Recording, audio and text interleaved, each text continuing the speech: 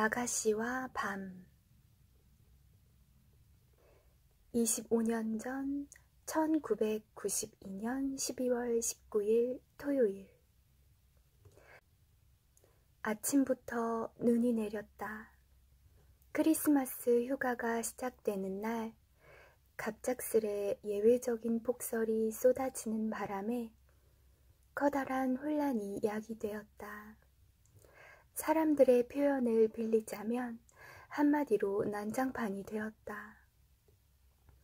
코트다쥐르에서는 소량의 눈만 내려도 온통 전 지역이 마비되기 충분했는데 그날 내린 눈은 거의 눈사태 수준이었다.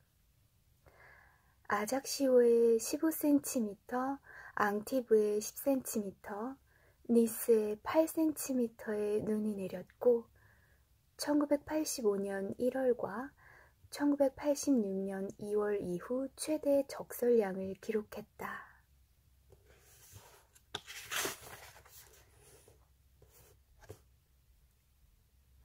비행기는 드문드문 이륙했고 대부분의 열차 운행이 중지되었고 도로 역시 일부 구간의 통행이 금지되었다. 가뜩이나 어려운 상황인데 정전사태까지 겹치면서 코트다쥐르의 모든 생산활동이 중단되었다. 나는 내 방의 창문을 통해 꽁꽁 얼어붙은 캠퍼스를 내다보았다. 펑펑 쏟아져 내리는 눈이 석회질 토양 황무지를 광대한 눈벌판으로 바꾸어 놓았다. 하얀 눈을 뒤집어 쓴 올리브나무와 감귤나무 가지들이 아래로 축 늘어졌다. 파라솔 소나무들을 보니 안데르센 동화 속에 나오는 겨울나라에 와 있는 듯했다. 크리스마스 휴가를 맞아 대부분의 학생들이 전날 저녁에 학교를 떠났다. 크리스마스 휴가 기간은 생트쥐페리 고교에서 인적을 찾아볼 수 없는 유일한 시기였다. 기숙사에는 휴가 기간 동안 방을 계속 사용할 수 있게 해달라고 허가를 요청한 극소수의 학생들만 남아있었다. 주로 대학 입시 준비반 학생들이었다. 아직 교사 서너 명이 학교에 남아있었는데 눈사태 때문에 비행기나 열차를 이용할 수 없게 된 사람들이었다. 나는 30분가량 책상 앞에 앉아 흐리멍텅한 눈으로 문제를 노려보는 중이었다. 머지않아 19살 생일이 되는 나는 대학 입시 준비반에 재학 중이었다. 9월에 새학기가 시작된 이래 줄곧 지옥 같은 나날을 보내고 있었고 물에 빠진 사람처럼 끊임없이 허우적댔다. 잠도 길어야 하루에 4시간밖에 자지 못했다. 대학 입시 준비반이라는 압박감이 나를 기진맥진하게 했고 질식할 것 같은 부담감이 밀어닥치는 바람에 자주 의기소침해졌다. 우리 반 학생 40여 명 가운데 15명이 벌써 포기를 선언했다. 그나마 나는 포기하지 않고 악착같이 매달렸지만 결국 실패로 끝나게 될지도 모른다는 불안감을 떨쳐버릴 수 없다. 수학과 물리라면 질색이었는데 그 두 과목이 비중이 가장 커 어쩔 수 없이 재미도 없는 공부에 매달려야 했다.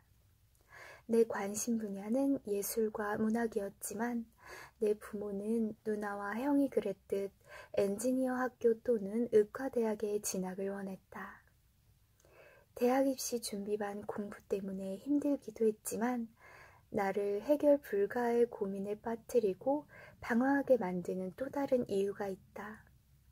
나를 미치게 만들고 가슴이 새까맣게 타들어가게 만드는 한 여자아이의 무관심이 내 절망의 이유였다.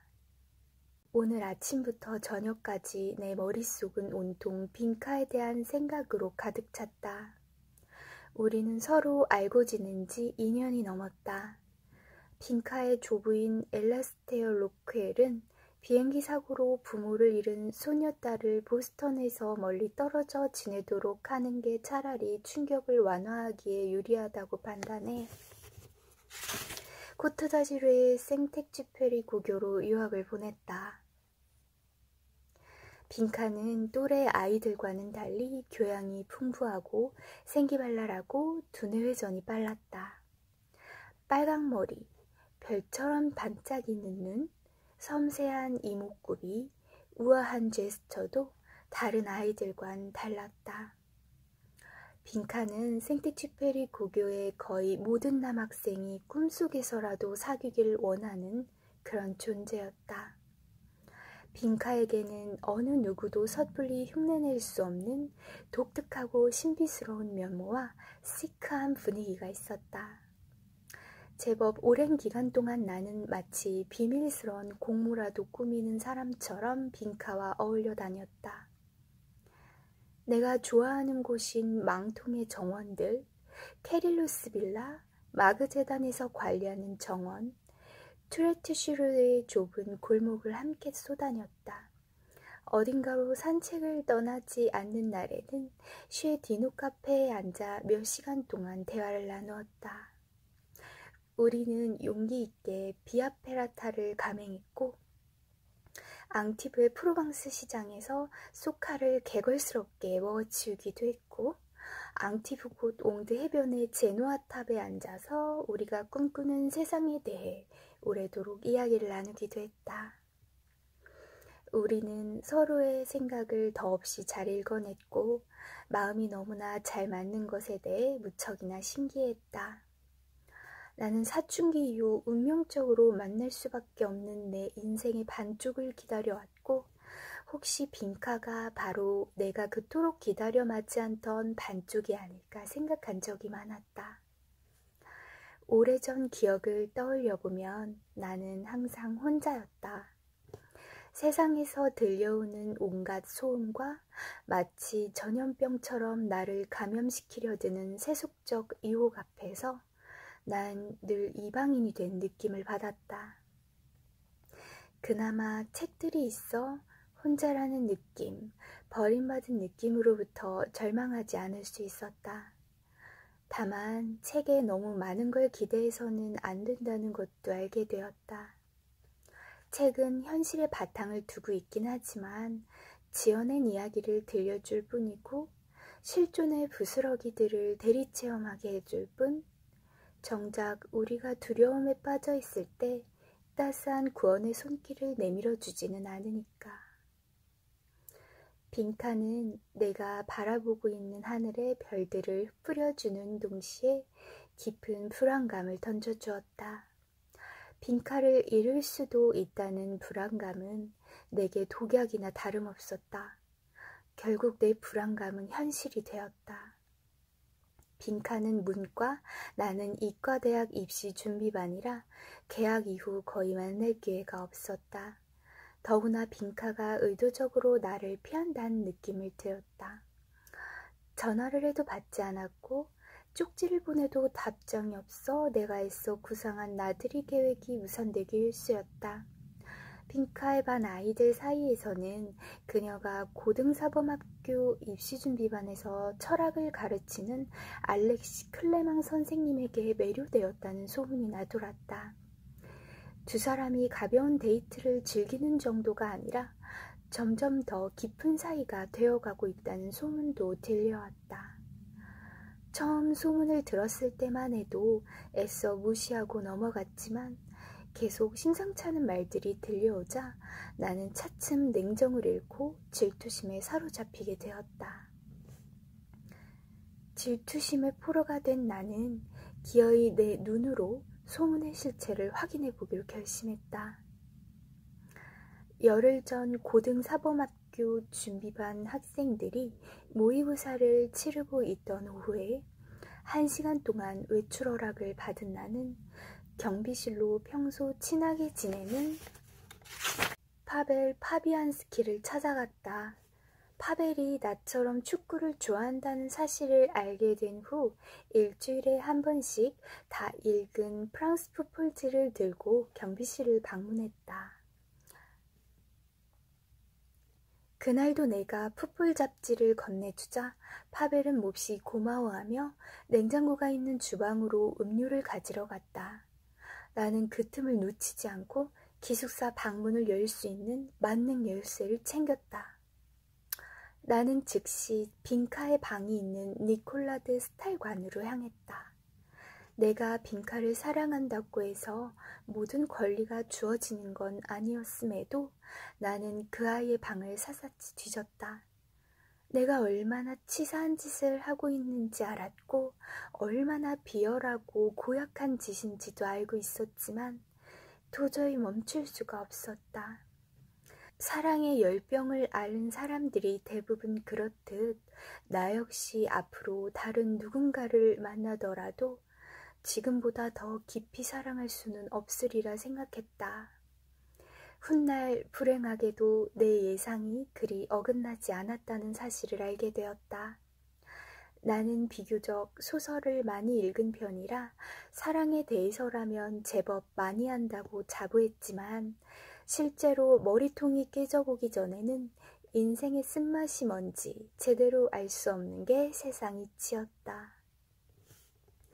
1992년 12월 빈카를 향한 내 감정은 사랑을 넘어 정념을 향해 치닫고 있었다. 사실 정념이란 사랑과는 아무런 상관도 없는 감정이었지만 그 당시만 해도 미처 깨닫지 못했다. 정념은 일종의 노맨스랜드이자 폭탄이 빗발치듯 떨어지는 전쟁터라고 할 수 있었고 고통과 절망에 사로잡혀 죽음의 계곡 어디쯤에선가 서성거리는 광기이기도 했다. 빈카의 방에 잠입한 나는 그 아이의 책꽂이에 꽂혀있던 얼마 안 되는 책들을 한 권씩 빼내 일일이 책장을 넘겨보기 시작했다. 만약 알렉시로부터 편지나 메모지를 받았다면 책갈피 사이에 넣어두었으리라 예상했기 때문이다. 마침내 내 예상대로 헨리 제임스 소설 사이에 끼어져 있던 메모지가 바닥으로 툭 떨어졌다. 나는 떨리는 손으로 메모지를 집어들었고 콧속을 파고드는 강한 향기에 움찔 놀랐다. 상큼한 느낌의 톡 쏘는 향기로 언젠가 숲을 거닐다 어떤 나무에선가 맡았던 냄새와 흡사했다. 그 향기가 집요하다는 느낌이 들 정도로 오래도록 내 코에 머물렀다. 나는 접힌 메모지를 펼쳤다. 예상대로 알렉시 클레망이 빈카에게 보낸 편지였다. 마침내 두 사람이 얼마나 깊은 사이인지 가늠할 수 있는 증거가 내 손에 들어온 셈이었다. 12월 5일 빈카 내 사랑. 어제 저녁 위험을 무릅쓰고 나와 함께 밤을 보내기 위해 달려와 준 너에게 무한한 감사의 마음을 전하고 싶어. 나에게는 너무나 놀랍고 기분 좋은 일이었지. 방문이 열렸을 때 난 너의 얼굴을 발견했고 어찌나 행복하던지 그 자리에서 그대로 녹아내릴 듯했어.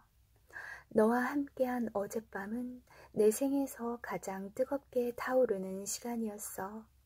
내 심장이 밤새도록 쿵쾅거리며 뛰었고 우리의 몸은 이내 하나가 되었고 내 피가 몸 안에서 뜨겁게 끓어올랐지. 오늘 아침 잠에서 깨어난 내 몸에서는 바다 냄새를 머금은 너의 입맞춤의 흔적이 고스란히 느껴졌어. 내 침대 시트에도 너의 몸에서 나던 달콤한 바닐라 향이 배어 있었지. 이미 넌 가고 없었기에 난 또 얼마나 쓸쓸했는지 몰라. 너를 품에 안고 잠에서 깨어났더라면 얼마나 좋았을까? 만약 네가 어젯밤처럼 내 침대에서 잠들어 있었다면 아마도 난 또다시 너의 몸 안에 다틀리고 싶었을 거야. 너의 숨결을 느끼고 너의 목소리에서 뜨거운 욕망을 가늠하고 싶었을 거야. 내 몸 구석구석 빠짐없이 너의 부드러운 혀로 애무를 받고 싶었을 거야. 앞으로도 영원히 달콤한 몽상에서 깨어나지 않았으면 좋겠어. 언제나 너의 키스와 애무에 취해 있고 싶어. 너를 사랑해. 알렉시. 편지를 읽고 나서 내 영혼은 단숨에 초토화되었다. 나는 식욕과 더불어 수면욕마저 잃어 밤새도록 잠을 이루지 못했다. 내 가슴은 산산조각으로 부서졌고 어찌나 고통스러운지 미쳐버릴 것 같았다. 내 성적이 갑자기 곤두박질 치자 내 부모와 선생님들이 심각한 우려를 표했다. 엄마가 무슨 일이 있는지 집요하게 캐묻는 바람에 나는 끝내 버티지 못하고 무엇 때문에 괴로워하는지 털어놓을 수밖에 없었다. 나는 빈칸을 향한 내 감정에 대해 이야기했다. 내 이야기를 들은 엄마는 잠시 한심하다는 듯 쳐다보았다. 너의 장래가 달린 학업까지 망쳐가면서 그렇게 매달려야 할 만큼 가치 있는 여자는 없어. 한시바삐 마음을 정리하고 공부하도록 해. 엄마가 쌀쌀맞기 그지없는 목소리로 나에게 일침을 가했다. 엄마는 그 나이에 누구나 경험하는 가벼운 실연증으로 여기는 눈치였지만 나는 끝내 헤어나지 못할 수 있을 만큼 깊은 늪에 빠진 느낌이었다. 물론 그때까지만 해도 나를 기다리고 있던 끔찍한 악몽에 대해서는 전혀 상상하지 못했다.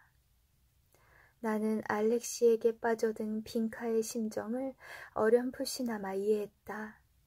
불과 1년 전 생텍쥐페리고교 졸업반일 때 나는 알렉시로부터 철학을 배웠다. 그때 나는 이미 알렉시가 바람둥이 기질이 농후한 사람이라는 걸 알고 있었다. 적어도 여자의 마음을 녹이는 능력으로 보자면 나는 그의 상대가 되지 못했다. 어쨌거나 나에게는 대단히 불공평한 경쟁이었다.